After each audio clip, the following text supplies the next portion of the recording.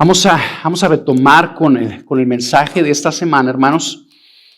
Y vamos a ver aquí en Primera de Pedro, capítulo 1, ahí en el versículo 22. Vamos a tratar de entender el argumento que se nos ha estado planteando durante todo el capítulo 1. Una vez que Pedro le recuerda a la iglesia que ellos le pertenecen al Señor. Era lo que nos decía, muy bien el pastor Edgar la semana pasada, que el Señor nos redimió, nos compró para Él y que el Señor pagó por nosotros para adquirirnos, para que fuéramos su posesión, la sangre preciosa de su Hijo Jesucristo. Ahí es donde nos quedamos, que el Señor nos compró para Él. Aquí en el versículo 22 lo que sucede es que comienza con una nueva sección en la carta donde el apóstol Pedro va a enseñarnos cómo se ve una vida de santidad. ¿Qué nos ha estado diciendo el Señor en las últimas semanas?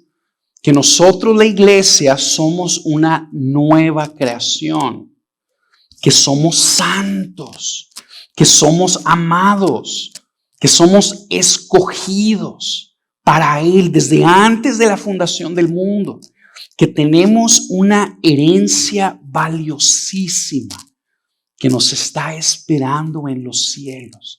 Eso es lo que nos ha estado diciendo.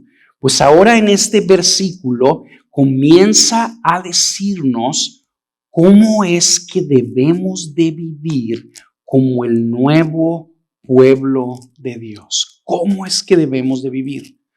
Y nos ayuda a ver que la vida de santidad, hermanos, de la que se nos hablaba hace 2 semanas, de este llamado que el Señor nos hace a ser santos porque Él es santo, esa vida de santidad se manifiesta principalmente en una relación apropiada con otros miembros de la iglesia. Una vida de santidad se manifiesta principalmente en una relación apropiada con otros miembros de la iglesia. La santidad a la que hemos sido llamados a practicar, a perseguir en nuestra vida, se manifiesta principalmente en el amor que nos tenemos unos a otros. En el amor que nos tenemos unos a otros. El título del mensaje del día de hoy es Recreados por la palabra para amar. Recreados por la palabra para amar. Lo vamos a ver en 2 puntos bien sencillos de aquí de estos versículos. Primera de Pedro capítulo 1 del versículo 22 al 25. Leo la palabra de Dios. Fíjense lo que dice. Dice, puesto que en obediencia a la verdad, ustedes han purificado sus almas para un amor sincero de hermanos, ámense unos a otros entrañablemente de corazón puro, pues han nacido de nuevo, no de una simiente corruptible, sino de una que es incorruptible, es decir, mediante la palabra de Dios que vive y permanece. Versículo 24, porque toda carne es como la hierba, y toda su gloria como la flor de la hierba. Séquese la hierba, cáese la flor, pero la palabra del Señor permanece para siempre. Esa es la palabra que a ustedes les fue predicada. Punto número 1, nuevas criaturas hechas para amar. Nuevas criaturas hechas para amar. Lee conmigo otra vez aquí el versículo 22. Puesto que en obediencia a la verdad, ustedes han purificado sus almas para un amor sincero de hermanos, ámense unos a otros entrañablemente. El apóstol Pedro está recordándole aquí a la iglesia la experiencia de su conversión. del milagro que ellos experimentaron en el nuevo nacimiento. Y los ayuda a ver que lo que provocó, o sea, que ese milagro de la conversión provocó en sus vidas algo específico. ¿Y qué es lo que provocó? Obediencia a la verdad. ¿Ok? Eso es lo que Pedro está hablando aquí. Empieza diciéndoles, empieza recordándoles que fueron ellos convertidos para Jesús, que nacieron de nuevo, pero les dice que ese milagro del nuevo nacimiento, lo que provocó en ellos es que obedecieron la verdad. La verdadera conversión, hermanos, de una manera, de una persona se manifiesta en que esta persona obedece a la verdad que ha conocido de parte de Jesús. Este punto tan sencillo que el apóstol Pedro nos está introduciendo es bien importante entenderlos. Porque nosotros a veces pensamos, hermanos, que una conversión genuina se ve en qué? En que la persona empieza a venir a la iglesia. En que la persona se bautiza. Y aquí Pedro nos está diciendo que una conversión genuina se palpa, se ve en la vida de una persona en que ésta obedece a Jesús, en que su vida se alinea a lo que el Señor nos ha revelado acerca de su voluntad en su palabra. Quiero que lo veas. Versículo 22. Puesto que en obediencia a la verdad, ustedes han purificado sus almas. No es que Pedro esté diciendo aquí que la salvación es por obras, hermanos. Nosotros entendemos como iglesia, y lo vamos a ver aquí en la carta de Pedro, que se nos enseña el testimonio de la Biblia, es que los pecadores que merecemos la ira de Dios por nuestra rebeldía, somos salvos de ese juicio no por nuestras obras. El testimonio del Nuevo Testamento es que nosotros los pecadores somos salvos por gracia. Que la salvación la recibimos de una manera gratuita por la fe, por creer en Jesucristo como el Señor de todo. Que cuando nosotros creemos en Jesús, somos totalmente perdonados y hechos nuevas criaturas. Somos hechos otra cosa. Como nos decía el pastor Cuauhtémoc, tú pones tu fe en Cristo y eres totalmente perdonado y sucede un milagro en tu vida. ¿Cuál es ese milagro? Que eres hecho otra cosa. Ok, ¿cómo se ve la fe en Jesucristo como Señor en la vida de una persona? ¿Cómo la palpas? Se palpa no solo por la confesión de esa persona. Se palpa no solo por las palabras de esa persona. ¿Cómo se palpa?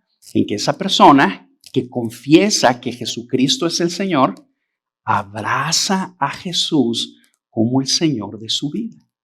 Que en pocas palabras obedece a la verdad que hay en Jesús, que alinea su vida al mensaje de la verdad que el Señor nos ha revelado en su palabra. Y cuando una persona experimenta ese milagro de la conversión, pone su fe en Cristo, experimenta ese milagro, alinea su vida a la verdad, el pasaje nos dice que uno de los efectos de la verdadera conversión es que su alma es purificada. Eso es lo que dice aquí, ¿verdad? Puesto que en obediencia a la verdad, ustedes han purificado sus almas. Una persona que pone su fe en Cristo es lavada de todos sus pecados. Es totalmente perdonada. Es totalmente santificada por la obra del Espíritu Santo, separada para el servicio del Señor. Y es bien importante que si tú has puesto tu fe en Cristo, tengas eso en mente. Tus pecados no te definen. Tus pecados no te definen. Si tú has puesto tu fe en Jesús, lo que te define es la obra que Cristo ha hecho en ti, que Él te ha purificado, te ha santificado, te ha hecho un santo de Dios. Y por eso eres una persona que Dios acepta y que le complace tu servicio y tu adoración a Él.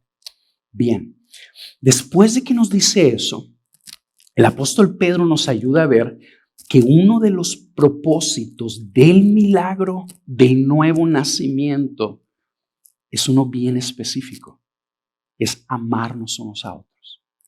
Te lo voy a repetir. Uno de los propósitos del milagro del nuevo nacimiento es el amarnos unos a otros. Dios te salvó para que amaras a otros, entre otras cosas. Quiero que lo veas ahí en el texto, versículo 22. Puesto que en obediencia a la verdad, ustedes han purificado sus almas para un amor sincero de hermanos. Y es bien interesante que el apóstol Pedro lo plantee así, porque nos ayuda a ver que Cristo vino a morir por nosotros para salvarnos, pero para salvarnos no únicamente para que tú y yo fuéramos salvos del juicio de Dios que vendrá en el último día. Cristo murió y nos alcanzó no solamente para que la gracia del Señor repose sobre nuestras vidas, de manera que tú y yo estemos felices y nos vaya bien. Este pasaje nos está ayudando a ver que Cristo nos compró, nos redimió para Él, para que vivamos de una manera distinta. Cristo te salvó para que vivas de una manera distinta, para que seas santo, ¿ok? Cristo te salvó para que seas de Él, para que vivamos en santidad. Y una de las principales expresiones de la santidad es un amor sincero de hermanos. Eso es lo que Pedro está diciendo.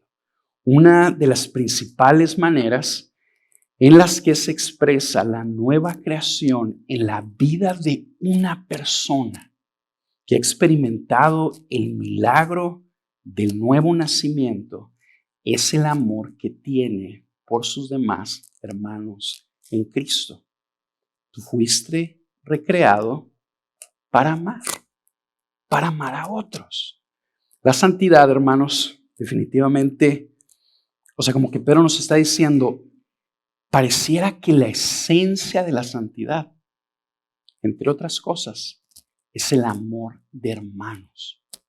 Definitivamente pudiéramos decir que la santidad es más que amor entre hermanos, ¿ok? Pero no menos. La santidad en la vida de una persona se expresa de muchas maneras, pero no menos que amor entre hermanos.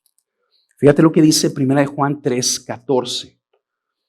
Nosotros sabemos que hemos pasado de muerte a vida porque amamos a los hermanos. El que no ama permanece en muerte. Una persona que no ama a los hijos de Dios, una persona que no ama a los seguidores de Jesús, simple y sencillamente no conoce a Jesús. No ha experimentado el milagro del nuevo nacimiento. No ha experimentado una conversión genuina. ¿Ok? Porque la vida nueva del Hijo de Dios, el milagro del nuevo nacimiento, se manifiesta principalmente en amor de hermanos. Vamos a ponerlo así, mire. Nuestras relaciones interpersonales con otros hermanos en la iglesia revelan nuestra verdadera condición espiritual, nuestra verdadera madurez espiritual. Tú quieres saber si una persona es realmente cristiana, ve si ama a los hermanos. Tú quieres saber quién es un cristiano maduro, ve qué tan maduro es su amor por otros hermanos. Y es bien importante que tú y yo lo captemos, Porque es bien fácil pensar que espiritualidad es como hablar elocuentemente de Dios. Les voy a hacer una prueba. Ustedes piensan fácilmente que las personas más espirituales de entre nosotros, ¿quiénes son? Los que predican. Que las mujeres más espirituales de entre nosotros, ¿quiénes son? Las que predican. ¿Y sabes qué nos está diciendo aquí el pasaje? Que la santidad se manifiesta principalmente en el amor de hermanos que nos tenemos unos a otros. ¿Quieres ver quién tú es? ¿Quieres ver tú quiénes son las personas más maduras entre nosotros? Los que más se aman unos a otros. A veces pensamos que la espiritualidad es tener mucho conocimiento bíblico, o es participar de muchas actividades de la iglesia, o dar grandes ofrendas, servir en diferentes ministerios. Pero aquí se nos está ayudando a ver que la verdadera madurez espiritual se expresa en tu relación con otros hermanos en la iglesia. En tu relación con otros hermanos en la iglesia. Y si nosotros nos ponemos a pensar en eso, hermanos, nos damos cuenta que está bien difícil, ¿verdad? Pocas cosas hay más difíciles que las relaciones interpersonales. Ahí está la verdadera madurez. Yo quiero recordarles, recuerden conmigo, que la iglesia, hermanos, es la obra maestra del Señor. Es el pináculo de su creación. Había un teólogo que ya falleció, él se llamaba John Stott, que él llamaba a la iglesia de una manera bien interesante, la llamaba la nueva humanidad. Y básicamente él decía que la iglesia fue creada y salvada por Dios, entre otras cosas, para mostrarle al mundo el propósito original del Señor para haber hecho la raza humana. ¿Ok? La iglesia es la nueva humanidad. Y entre otras cosas tiene el propósito de demostrarle al mundo por qué es que Dios hizo al hombre. Piénsalo así, mira. ¿Qué caracteriza a la humanidad el día de hoy? Lo que más caracteriza a la humanidad el día de hoy, pues es el odio que existe entre los hombres. La competencia, los pleitos, las guerras. El testimonio de la Biblia es bien sencillo. Dios no diseñó al hombre para eso. Su propósito para crear al ser humano, entre otras cosas, es que los seres humanos vivieran como hermanos, amándose unos a otros. Pues ese propósito que no se va a cumplir aquí en la tierra, se va a cumplir en el cielo en su plenitud. Dios el día de hoy lo está cumpliendo en la tierra, en la iglesia. En la iglesia. En la iglesia es como una muestra de cómo va a ser el cielo. Ese es el propósito de Dios para la iglesia. Que la iglesia sea una muestra que le diga al mundo cómo va a ser el reino de los cielos. Una muestra de cómo Dios desea que la humanidad se relacione entre sí. La iglesia es la nueva humanidad. Y aquí este pasaje nos está diciendo que el Señor desea que sus hijos, que sus hijas se traten de una manera bien sencilla. ¿Saben cómo? Como hermanos. Y que se amen sinceramente unos a otros. Quiero que lo veas ahí. Está bien clarito. Para un amor sincero de hermanos. Un amor sincero de hermanos. ¿Qué es eso? ¿Qué es un amor sincero de hermanos? Pues es simplemente que nos demos el bien de una manera sincera unos a otros. Que nos sirvamos entre nosotros. Ese es el propósito de Dios para su iglesia. Que sus hijos se sirvan unos a otros de maneras concretas. Buscando genuinamente aportar un beneficio al otro sin buscar obtener algo a cambio. Eso es lo que es un amor sincero. Porque vemos a la otra persona como proveniente de un mismo Padre. Mira, yo tengo 4 hijos. Ustedes conocen a mis hijos. Algunos de ustedes, mis hijos, ya les están dando así como bronquillas, pero yo los amo, ¿ok? No hay nada en la tierra que yo ame más después de mi esposa que a mis 4 hijos. Yo amo entrañablemente a esas 4 criaturas.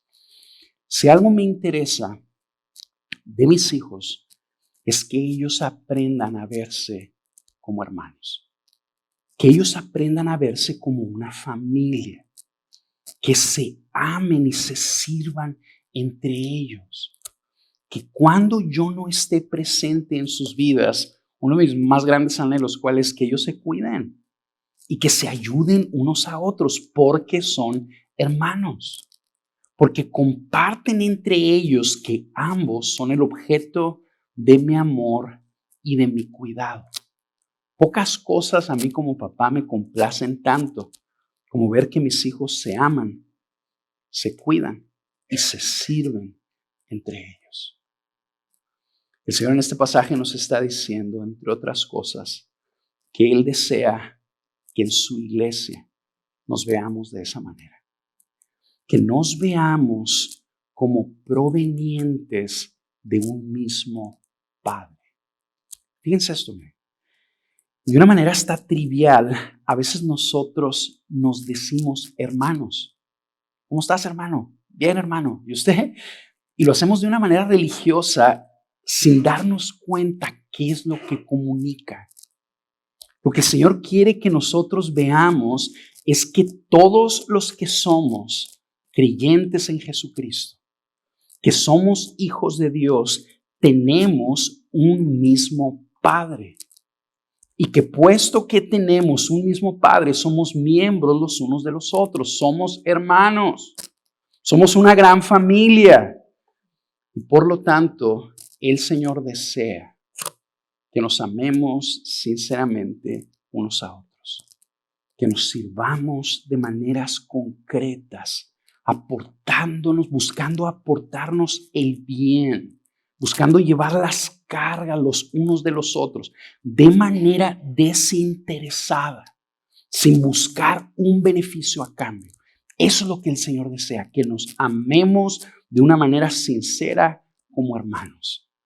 Podríamos fácilmente decir esto, hermanos: pocas cosas complacen a Dios Padre tanto como ver que sus hijos se aman y se sirven los unos a los otros. Eso nos lleva rápidamente a nuestro segundo punto. Nuevas criaturas hechas por la palabra del Señor. Si el primer punto es nuevas criaturas hechas para amar, el segundo punto es nuevas criaturas hechas por la palabra del Señor. Ve conmigo ahí el versículo 23. Fíjate lo que dice. Pues ustedes han nacido de nuevo, no de una simiente corruptible, sino de una que es incorruptible. Es decir, mediante la palabra de Dios que vive y permanece. Aquí el apóstol Pablo lo que está haciendo es que el apóstol Pedro, perdón, es que nos está enseñando cuál es el instrumento material que nos hizo nacer de nuevo. ¿Qué fue lo que Él utilizó para hacernos nacer de nuevo? Y nos dice que ese instrumento es la palabra de Dios, las sagradas escrituras. Y luego compara la Biblia con una simiente o una semilla que es incorruptible. Este pasaje nos está dando, de una manera así bien tremenda, algunas características de la Biblia. Características que tú y yo tenemos que conocer. Y una característica que se nos dice aquí que la Biblia tiene es que la Biblia no se puede corromper. Este libro que tú tienes aquí es la palabra de Dios. ¿Ok? Y esta palabra de Dios, este bendito libro, tiene ciertas características y una de ellas es que es incorruptible. Eso significa que es impenetrable. Eso significa que no puede ser afectada por nada ni por nadie. Que la Biblia es incapaz de ser dañada. Es incapaz de ser influenciada. Las Sagradas Escrituras simple y sencillamente no pueden ser dañadas. Aquí está la palabra de Dios, hermanos. El mensaje que Dios le ha dado al mundo a través de miles de años, por medio de profetas que él escogió y que Él iluminó para que le hablaran su mensaje al mundo. Ese mensaje de los profetas está aquí registrado en el Antiguo Testamento. Y luego posteriormente, Dios, el Dios del universo, nos ha hablado por medio de su Hijo Jesucristo y por medio de los apóstoles, seguidores de su Hijo Jesucristo, que también nos dieron el mensaje de Dios para nosotros. Ese mensaje está aquí, ¿ok? Dios lo ha preservado y se nos está diciendo que es incapaz de ser dañado. Es decir, que ha permanecido intacto desde que nos fue dado. Ese mensaje es incorruptible. Dios ha preservado, hermanos, el mensaje de su palabra. Él es el que se ha encargado de que su mensaje haya permanecido sin corrupción durante miles de años y que va a permanecer sin corrupción hasta el último de los días. Vamos a ponerlo así otra vez, porque esto es súper importante. La Biblia es la palabra de Dios y aquí en la Biblia nosotros tenemos el mensaje de Dios intacto, ¿ok? Inerrante, sin errores, incorruptible. Vamos a ponerlo así. Si tú quieres conocer cómo es Dios, lo único que tienes que hacer es leer este libro. Si tú quieres conocer cómo ser salvo del juicio de Dios en el día final, lo único que tienes que hacer es leer el mensaje de este libro. Aquí está ese mensaje. Si tú quieres saber cuál es la voluntad de Dios para tu vida, lo único que necesitas hacer es leer el mensaje de este libro. Aquí está su voluntad revelada. Todo lo que necesitas saber acerca de Dios y de ti se encuentra en este bendito libro. En este bendito libro.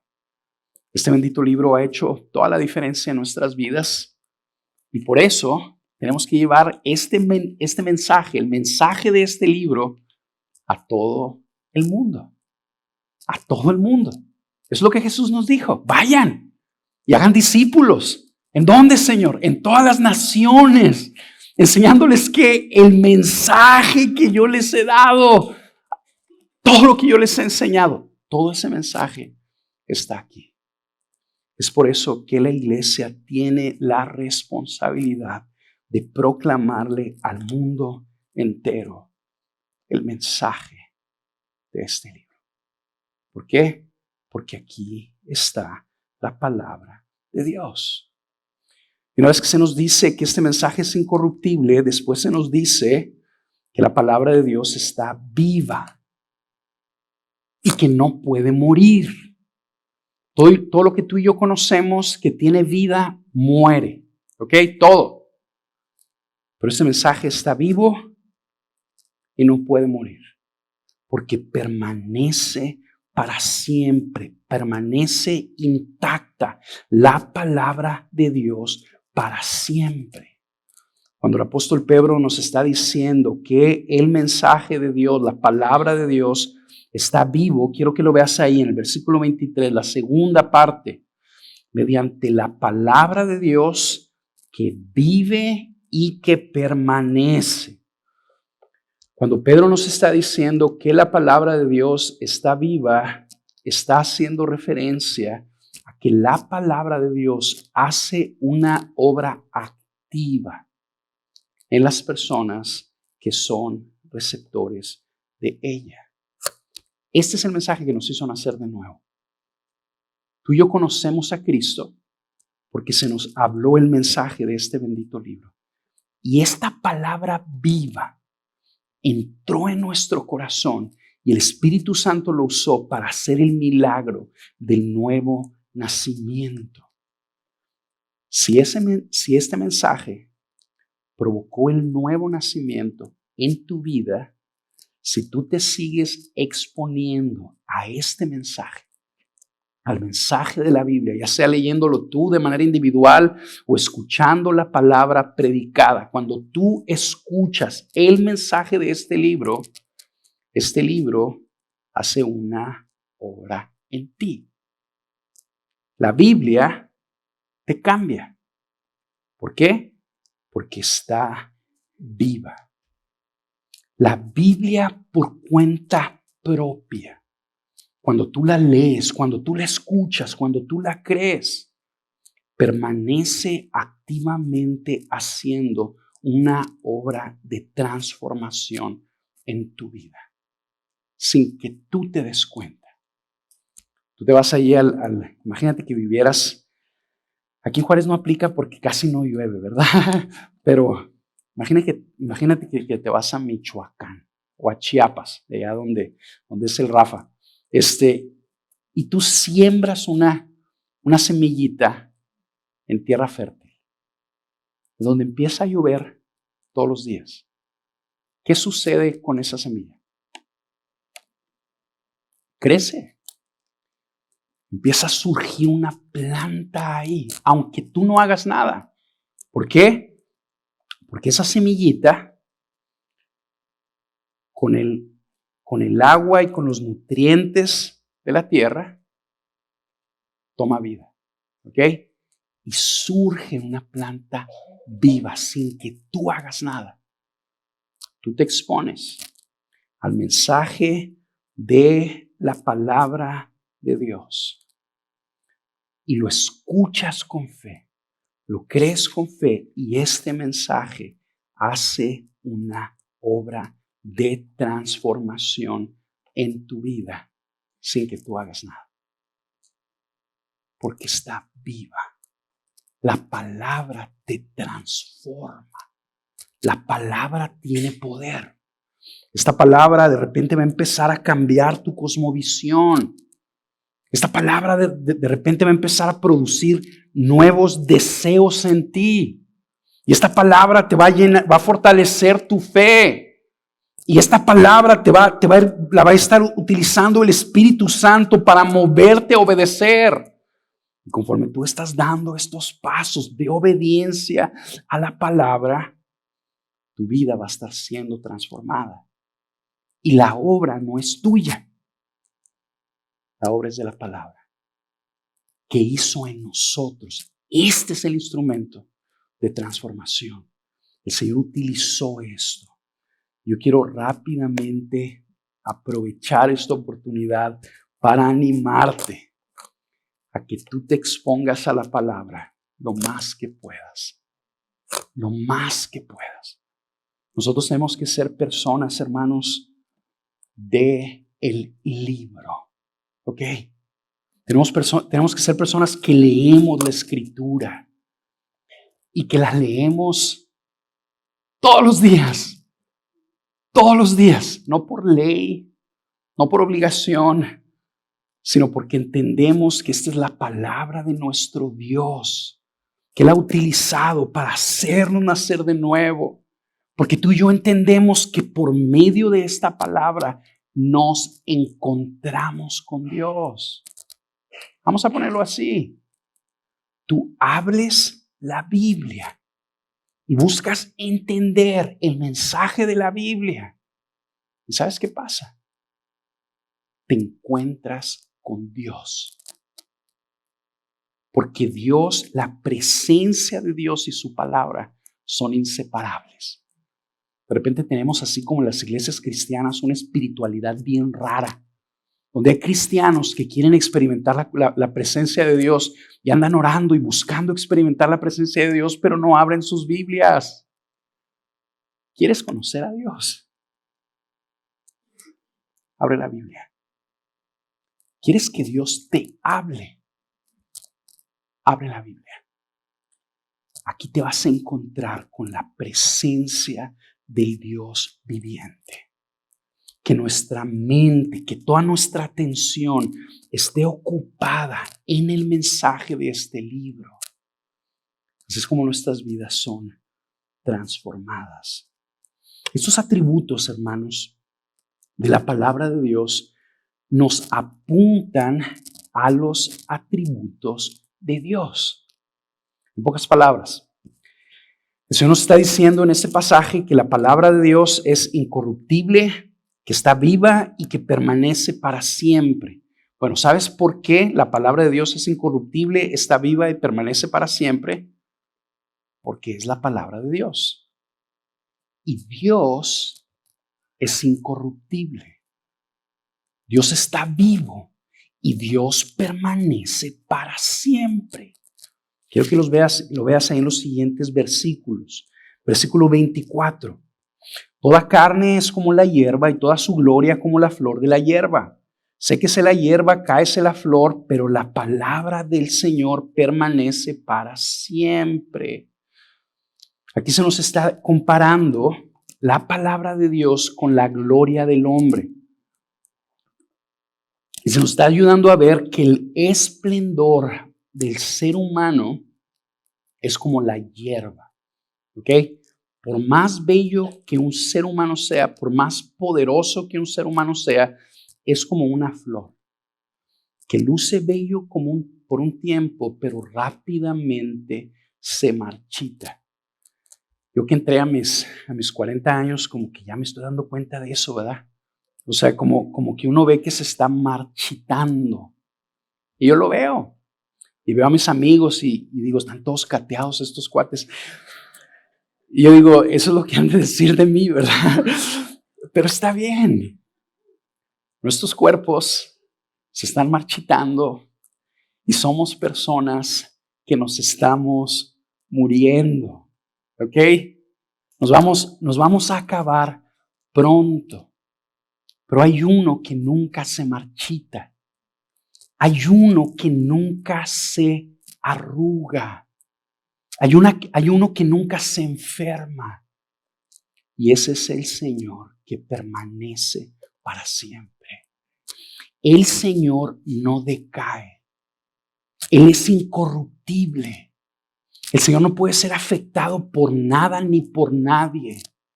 El Señor es incapaz de ser dañado. El Señor es incapaz de ser influenciado. Él está vivo, pero no solo está vivo, sino que Él nunca puede morir. Nosotros estamos vivos, pero estamos muriendo. La lamparita de nuestra vida se está apagando. Pero la lámpara del Señor está viva y permanece viva para siempre, porque Él no puede morir. Él está vivo y Él permanecerá firme y de pie hasta el final. Él permanece para siempre. Y porque Él permanece para siempre, su palabra permanece para siempre.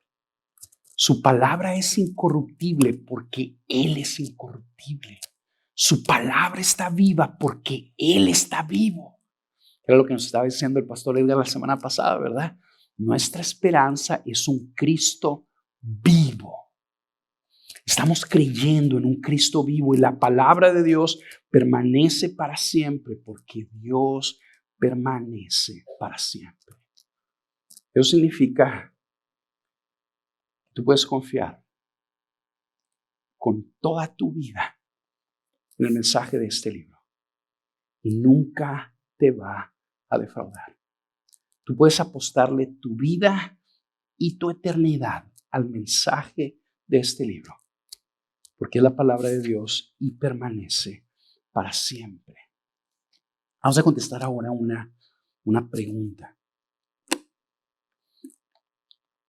¿Por qué es que el Señor en el primer pasaje nos habla del amor y luego nos habla de su palabra?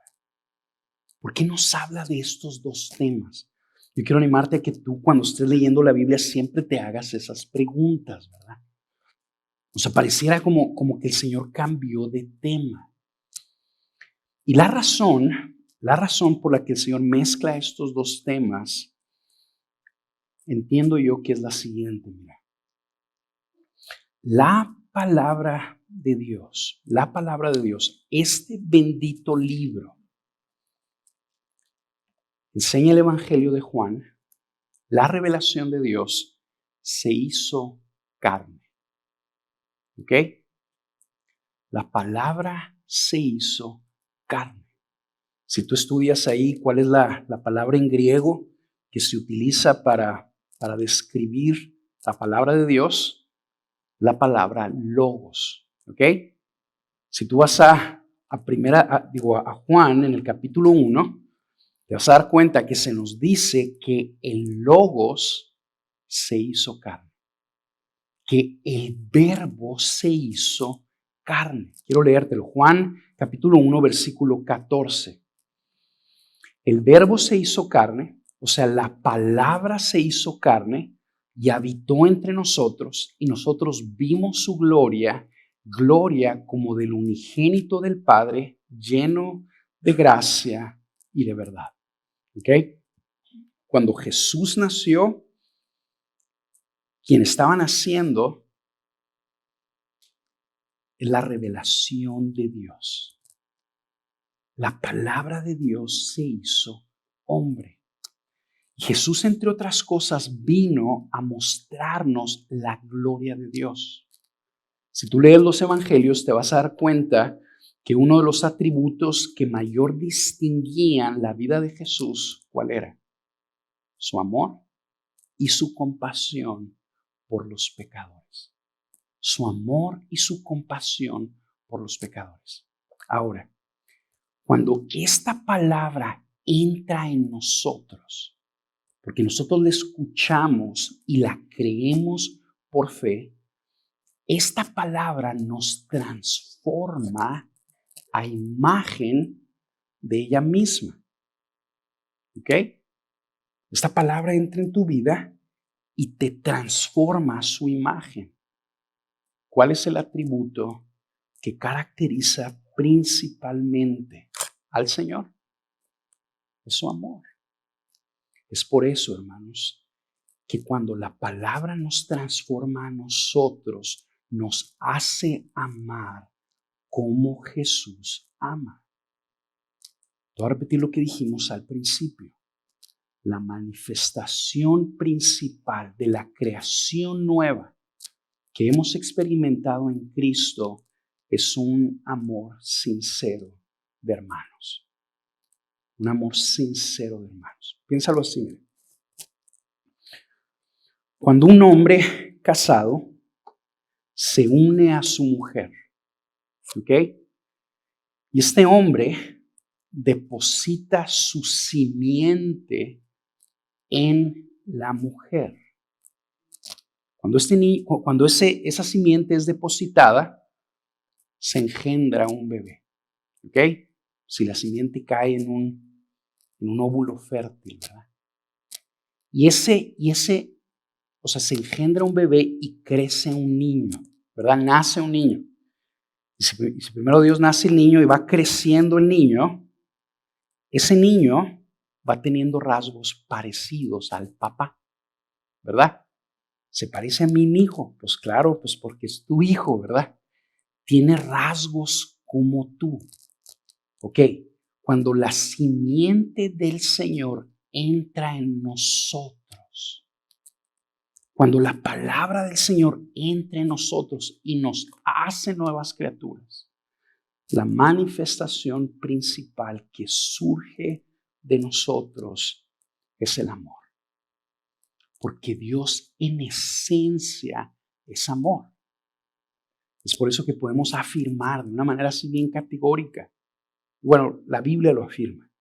Si tú no amas a los hermanos de la iglesia, no eres cristiano. ¿Por qué? Porque los hijos de Dios se parecen a Dios. Y Dios es amor. Nosotros fuimos recreados por la palabra para amar. Vamos a terminar considerando de nuevo la exhortación que este pasaje nos está haciendo. Básicamente nos está llamando a amarnos unos a otros entrañablemente de corazón puro. Vamos a terminar con eso. Miren, aunque el amor es la manifestación principal de la nueva vida que tenemos en Cristo, la evidencia principal de que hemos nacido de nuevo, eso no quiere decir que en ocasiones sea difícil amar a nuestros demás hermanos en Cristo.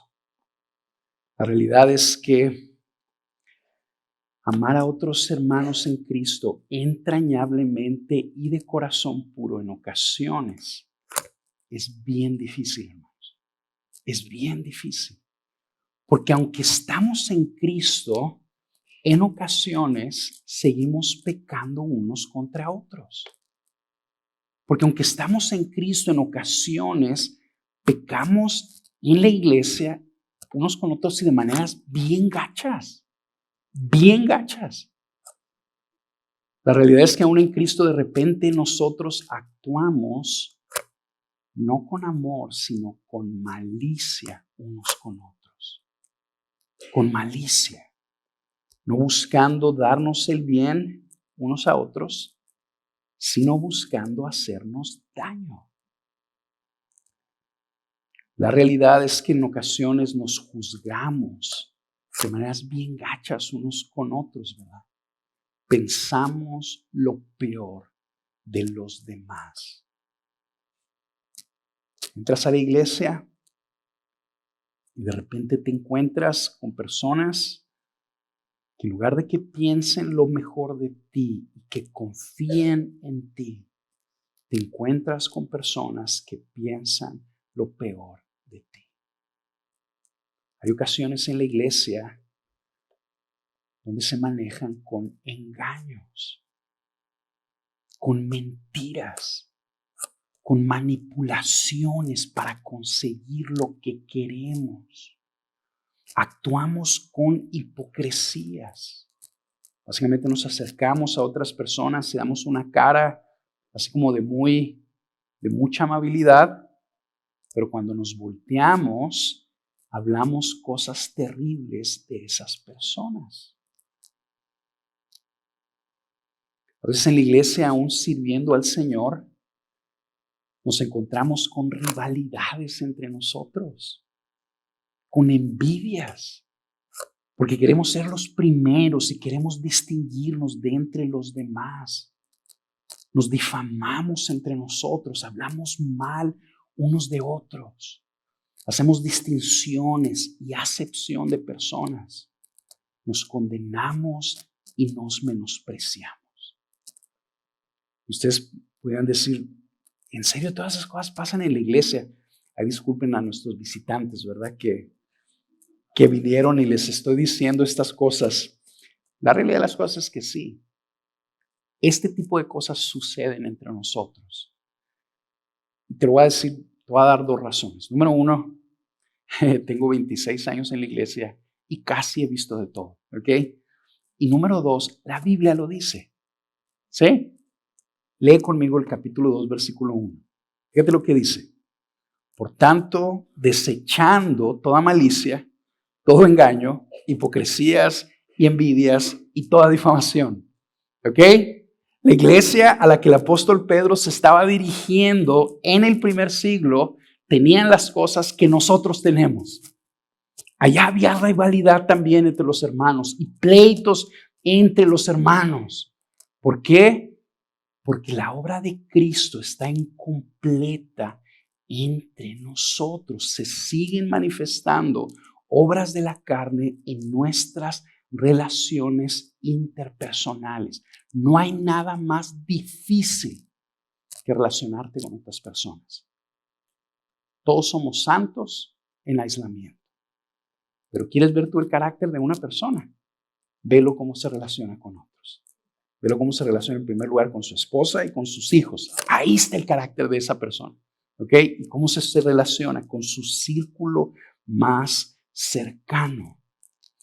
Ante esta realidad, de pecado entre nosotros, hermanos, lo más fácil, lo más natural es guardar ofensas unos contra otros y separarnos. Yo me pregunto, ¿habrá personas aquí en la congregación que no se saluden entre ellos? Yo conozco algunas, ¿ok? Que no se saludan entre ellos. Un hermano se sienta acá y el otro hermano se sienta allá. Lo más fácil del mundo es separarnos. Es difícil permanecer juntos, porque para permanecer juntos necesitamos perdonarnos. El Señor nos hizo sus hijos, ¿ok? Y Él sabe a quién escogió. Él escogió a personas bien diferentes. Somos bien diferentes. Vemos las cosas bien diferentes. El Señor nos puso en la iglesia porque Él quiere que le demostremos al mundo cuál es el propósito que Él tiene para la humanidad. Él quiere que su iglesia aprenda a amarse unos a otros, a pesar de sus diferencias, a pesar de sus ofensas, a pesar de sus pecados entre ellos, y que se amen como hermanos. Eso es lo que el Señor nos está diciendo aquí. Ámense unos a otros de corazón puro. Mira, te pones a leer el Nuevo Testamento y en ninguna parte de la iglesia, en ninguna parte del Nuevo Testamento te vas a dar cuenta que pareciera que el Señor dice que en la iglesia no va a haber conflictos. En ninguna parte. Pero ¿sabes qué es lo que sí dice? Que sus discípulos se van a distinguir por una cualidad en particular. ¿Y sabes cuál es esa cualidad? El amor que se tienen entre ellos. Fíjate lo que dice Juan 13:35. En esto, está hablando Jesús, en esto conocerán todos que son mis discípulos, si se tienen amor los unos a los otros. ¿Qué es lo que nos hace, hermanos? ¿Cuál es el sello de que somos una iglesia auténtica? ¿Cuál es el sello? No es que haya mucha gente aquí. No es que tengamos un ministerio de alabanza así como muy tremendo. No es que tengas pastores que tienen la capacidad de enseñar la palabra de Dios de una forma así sobresaliente. El sello que nos identifica como una iglesia auténtica es el amor que nos tenemos entre nosotros. Eso es lo que Jesús dijo. Pase lo que pase, hermanos, el amor tiene que prevalecer entre nosotros. Pase lo que pase, el perdón tiene que prevalecer entre nosotros. Pase lo que pase, la unidad tiene que prevalecer entre nosotros. La nueva creación que hay en nosotros, esta salvación tan grande que hemos recibido, nos fue dada a nosotros porque el Hijo de Dios nos amó a nosotros hasta el final. Porque Él sacrificó su vida en la cruz por nosotros para que nosotros pudiéramos ser perdonados. El amor es lo que nos hizo nacer. El amor de Jesús es lo que nos hizo nacer. Es por eso que el amor entre nosotros debe de prevalecer. Pase lo que pase. Amémonos unos a otros entrañablemente, de corazón puro hasta el final. ¿Por qué? Porque es lo que el Señor nos está pidiendo. Así de sencillo. Porque eso es lo que agrada a nuestro Padre. Y porque eso es lo que lo glorifica a Él. Eso es lo que el Señor quiere. Que vea el mundo, un pueblo en su iglesia, de gente bien diferente, que piensan bien diferente, que pecan unos contra otros, pero que se perdonan y que se aman y que permanecen juntos. Y cuando un pueblo camina de esa manera, el mundo, que se odian entre ellos y se dividen entre ellos, ven en nosotros algo diferente. Y se me hace que ahí está Dios entre ellos. ¿Por qué? Porque es imposible vivir así si Dios no estuviera entre ellos. Amén. Vamos a orar.